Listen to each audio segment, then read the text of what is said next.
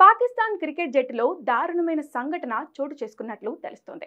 Pakistan captain Shan Masood, star pacer Shaheen Afridi ఘోరంగా కొట్టుకున్నారని సమాచారం. వారిద్దరిని ఆపడానికి ప్రయత్నించిన మహమ్మద్ రిజ్వాన్ కూడా దెబ్బలు తగిలాయని తెలుస్తోంది. తొలి టెస్టులో బంగ్లాదేశ్ చేతిలో ఓటమి అనంతరం ఈ సంఘటన చోటు చేసుకుంది. 2 టెస్టుల సిరీస్లో భాగంగా రావల్పిండి వేదికగా జరిగిన తొలి టెస్టులో పాక్పై బంగ్లాదేశ్ చారిత్రాత్మక విజయం సాధించిన విషయం తెలిసిందే. టెస్ట్ ఫార్మాట్లో పాక్పై బంగ్లా తొలిసారి గెలుపు రుచి చూసింది. అంతేగాక స్వదేశంలో టెస్ట్ ఫార్మాట్లో ప్రత్యర్థి చేతిలో 10 వికెట్ల తేడాతో ఓటమి పాలవడం పాకిస్తాన్కు ఇదే ప్రథమం.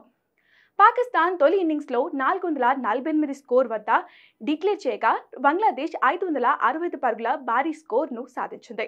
117 పరుగుల వెనుకంజతో బ్యాటింగ్కు వచ్చిన పాకిస్తాన్ రెండో ఇన్నింగ్స్లో 146 స్కోరే సాధించింది. అనంతరం 30 పరుగుల లక్ష్యంతో బరిలోకి దిగిన బంగ్లాదేశ్ వికెట్ నష్టపోకుండా విజయాన్ని అందుకుంది.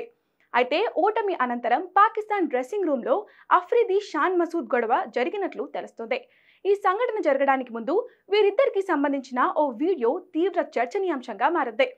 మైదానంలో తన భుజంపై షాన్ మసూద్ చేయవేగా దాన్ని అఫ్రీది కోపంతో తీసేశాడు. కాగా రెండో టెస్ట్కు షాయిన్ అఫ్రీదిని తుది జట్టు నుంచి తప్పించారు. జట్టు కూర్పు కోసం అఫ్రీదిని తప్పిస్తున్నామని కోచ్ గిలెస్పీ పేర్కొన్నప్పటికీ అఫ్రీది దురుసు ప్రవర్తనే కారణమని తెలుస్తోంది.